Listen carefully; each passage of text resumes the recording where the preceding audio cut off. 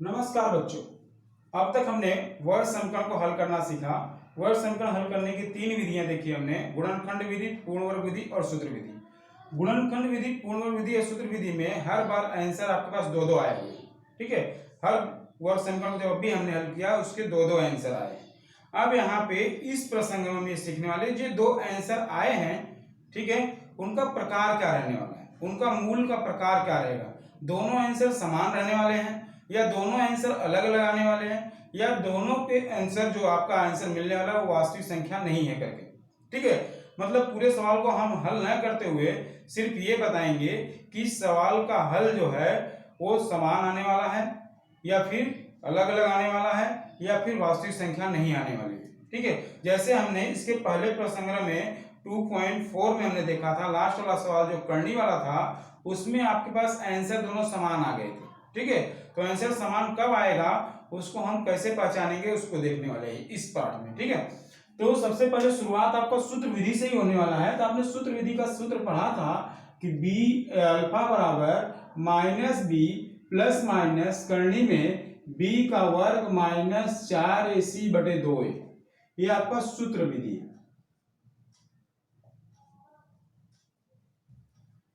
ठीक है। इस सूत्र विधि में दो चीजें आपके पास छिपी हुई है। अल्फा बराबर होता है माइनस बी प्लस करनी में बी का वर्ग माइनस 4ac बटे 2a, और बीटा बराबर होता है माइनस बी माइनस करनी में बी का वर्ग माइनस 4ac बटे 2a। ये दोनों समीकरण के हल हैं, ठीक है। अल्फा और बीटा को क्या बोलेंगे हम, समीकरण के हल, समीकरण के मूल। समीकरण का मूल एक प्लस में रहने वाला है, अल्फा वाला प्लस में रहेगा, बीटा वाला माइनस में रहेगा। अब उसके बाद हमने निकाला था b का वर्ग माइनस 4ac। b के वर्ग माइनस 4ac को ही यहाँ पे हम डेल्टा बराबर दिखाने वाले हैं। इस चिन्ह को हम बोलने वाले हैं डेल्टा, ठीक है। डेल्टा बराबर बोला गया निकालने के लिए, तो आपको मतलब b का वर्ग माइनस 4ac बोला जा रहा है निकालने के लिए। या फिर अगर बोला जाए विवेचक, विवेचक, तब भी ये आपको बोला जा रहा है b का वर्ग माइनस 4ac, डेल्टा की बात कर रहा है, ठीक है। अब ये डेल्टा का मान क्या आने वाला है, डेल्टा का मान 0 आ सकता है, डेल्टा का मान प्लस में आ सकता है, डेल्टा का मान माइनस में आ सकता है। यही तीन चीजें हो सकती है आपके पास। इसका मान, इसी मान को लेकर के हम आगे के समीकरण का प्रकार, समीकरण के हल का प्रकार बताने वाले, ठीक है।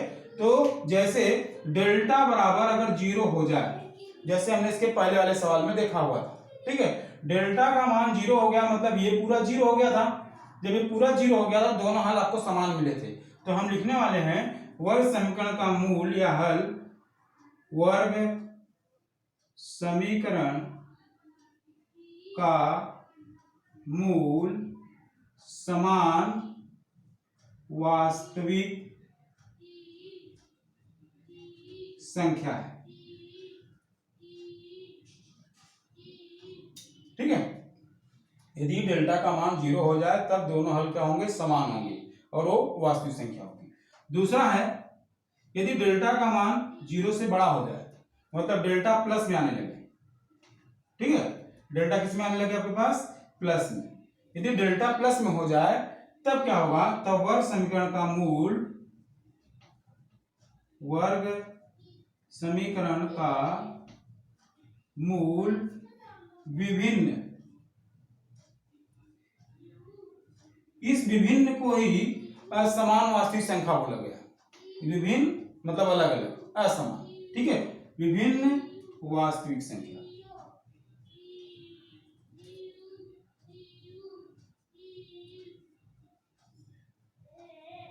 ठीक है। यदि डेल्टा का मान 0 से छोटा हो जाए, मतलब माइनस में जब आने लगे, ठीक है, डेल्टा का मान क्या हो जाए, माइनस में आने लगे, तब वर्ग समीकरण का मूल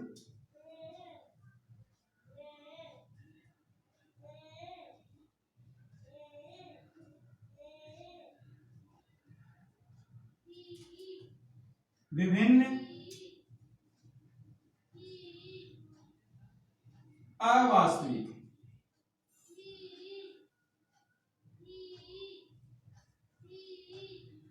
अवास्तविक संख्या है, ठीक है, इस तरह से 3 प्रकार आपके पास दिया गया है। ठीक है, डेल्टा का मान क्या होता है आपने देख लिया। डेल्टा को क्या बोलते हैं, विवेचक बोलते हैं। विवेचक का मान मतलब बी का वर्ग माइनस 4ac होता है। अब इसका आंसर या तो प्लस में आ सकता है, या तो माइनस में, या तो जीरो आ सकता है। अगर जीरो आया तो अब हल क्या होगा, समान वास्तविक संख्या होगी। यदि प्लस में आ गया तब विभिन्न वास्तविक संख्या होगी। यदि माइनस में आ गया तब विभिन्न अवास्तविक संख्या होगी। ठीक है, ये सभी को लेते हुए आपके पास एक और सूत्र बचता है, जिसमें आपको ये बताया गया है कि समीकरण का मूल आपको दे दिया गया, समीकरण का हल आपको दे दिया गया, मतलब x बराबर आपको जो भी गिनती है वो दे दी गई, 4 या 5, 4 माइनस 7 जो भी है वो x का मान आपको दे दिया गया।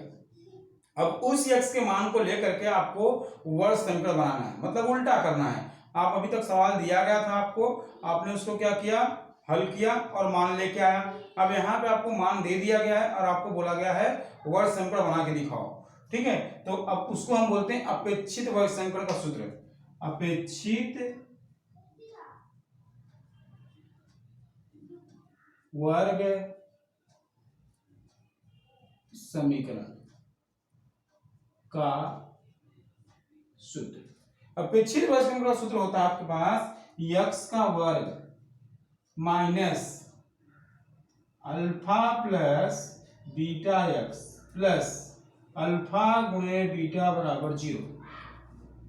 ठीक है, x का वर्ग माइनस अल्फा प्लस बीटा गुणे x प्लस अल्फा गुणे बीटा बराबर 0, ये है वर्ग समीकरण का सूत्र।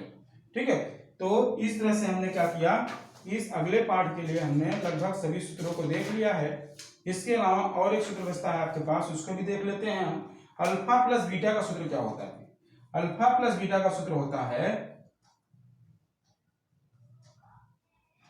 माइनस बी बटे ए, और अल्फा गुणे बीटा का सूत्र होता है सी बटे ए। अच्छा, ए बी सी का मान कैसे निकालते हैं, आपने पहले वाले प्रसंग में सीखा हुआ, तो सेम वैसे ए बी सी का पहले मान निकाला जाएगा, फिर उसके बाद अल्फा प्लस बीटा याद रखोगे माइनस बी बटे ए होता है, और अल्फा बटे बीटा बराबर सी बटे ए होता है। इस तरह से हमने लगभग सभी सूत्रों को देख लिया है और समझ भी लिया है। अब आपको क्या करना है, एक बार सवाल दिखा देता हूं, तो फिर आप क्या करोगे, आगे के सवाल ट्राई करते हैं हम प्रश्न के हिसाब से, देख लेते हैं।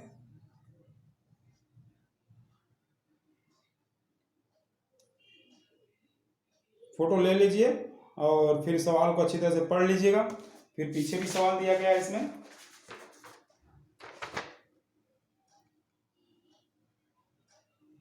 ठीक है, तो इस तरह से 2.5 के सभी सवाल है आपके पास। अब आते हैं थोड़ा सा हम सवाल के ऊपर। 2.5 प्रश्न नंबर 2.5 चालू करते हैं।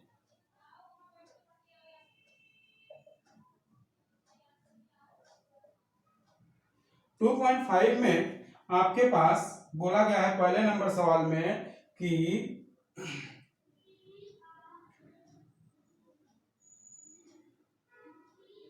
b का वर्ग माइनस 4ac बराबर 5 और b का वर्ग माइनस 4ac बराबर माइनस 5।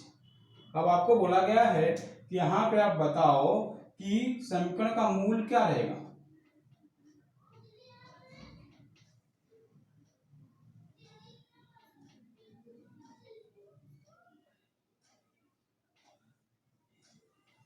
इसमें आपको ये बताना है कि मूलों का स्वरूप,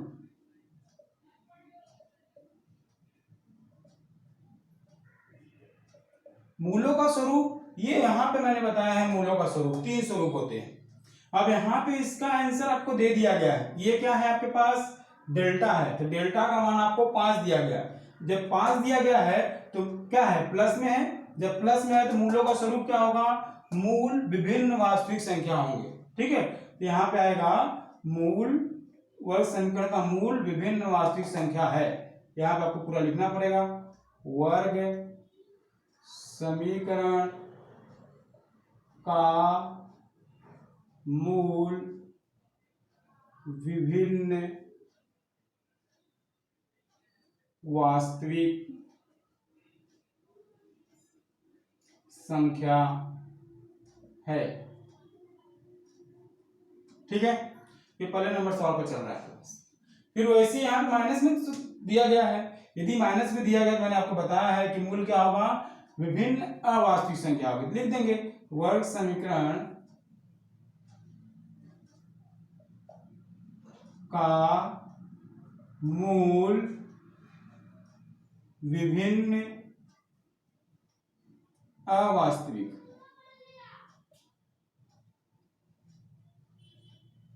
संख्या है। इस तरह से आपको दिया गया है, ठीक है। अवास्तविक संख्या है, ठीक है। विभिन्न नहीं डालोगे इसमें तब भी चल जाएगा, क्योंकि अवास्तविक संख्या ही रहेगी। अवास्तविक संख्या रहेगी तो उसमें आपको विभिन्न लिखने की जरूरत नहीं है, ठीक है।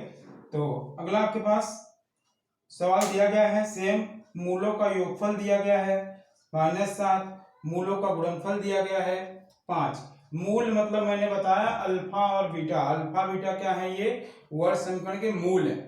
वर्ग समीकरण के मूल, मूल मतलब हल, मूल मतलब हल। अल्फा और बीटा जैसे हम मानते ना, माना वर्ग समीकरण का हल x है या y है, तो यहाँ पे वर्ग समीकरण का मूल जो होगा या हल जो होगा हमेशा अल्फा और बीटा में होगा। तब बोला गया यहाँ पे कि मूलों का योगफल -7 है। मूलों का योगफल -7 है, मतलब अल्फा प्लस बीटा बराबर -7, ठीक है। फिर उसके बाद बोला गया मूलों का गुणनफल 5 है, मतलब अल्फा गुणे बीटा बराबर 5, यही हुआ। फिर बोला गया वर्ग समीकरण लिखो, तो ये वाला सूत्र आपको लगाना है। कौन सा,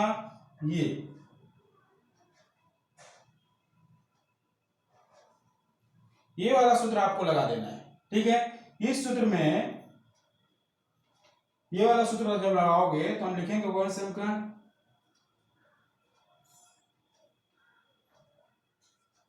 क्या होने वाला है, x का वर्ग minus alpha plus beta x plus alpha गुणे बीटा बराबर 0। तब यहाँ पे x का वर्ग माइनस अल्फा प्लस बीटा का मान क्या है, -7 x प्लस अल्फा गुणे बीटा का मान है 5 बराबर 0। तो x का वर्ग प्लस 7x प्लस 5 बराबर 0, ये हो गया आपका आंसर। ये बन गया ना आपका वर्ग समीकरण, ठीक है। तो ये आपका आंसर हुआ। उसी तरह से अल्फा बीटा, अल्फा गुणे बीटा, अच्छा ठीक है, ये आपको निकालने के लिए दिया गया है। तीसरा नंबर आप उसको ट्राई करोगे। तीसरा नंबर ट्राई करने के लिए क्या करना है, पहले ए बी सी तुलना कर लोगे। ax का वर्ग प्लस bx प्लस c बराबर 0 से तुलना करने के बाद आप एबीसी का मान निकालोगे। एक बार एबीसी का मान निकल गया तब अल्फा प्लस बीटा का सूत्र लगाओगे, अल्फा गुणे बीटा का सूत्र लगा देना, अल्फा प्लस बीटा अल्फा गुणे बीटा आपको मिल जाएगा, ठीक है।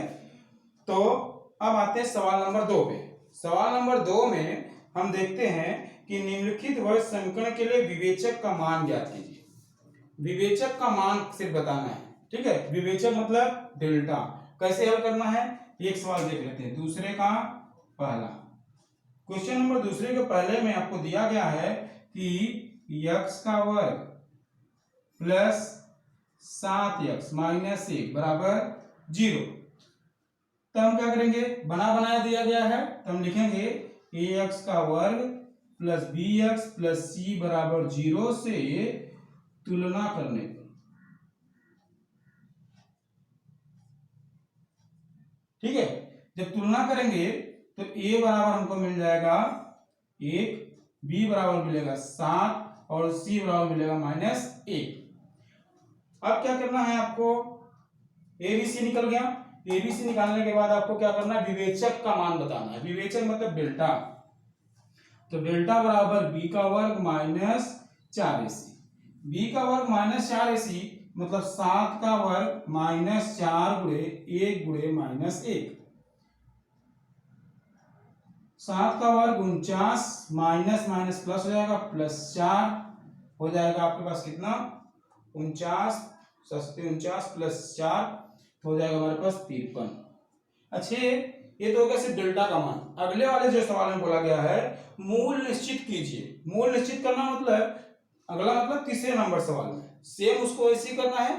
तीसरे नंबर सवाल में सिर्फ आपको बताना है कि इन दोनों में से क्या है, इन तीनों में से क्या आने वाला है।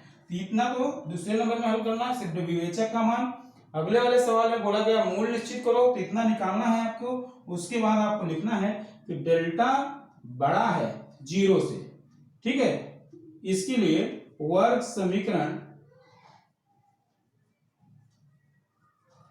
का मूल क्या होगा, विभिन्न वास्तविक संख्या है।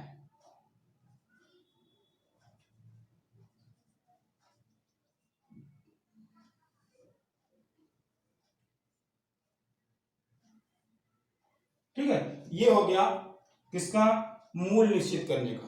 तो इस तरह से हमने 2.5 के सवाल नंबर 3 तक मैंने पूरा कर दिया आपको, ठीक है।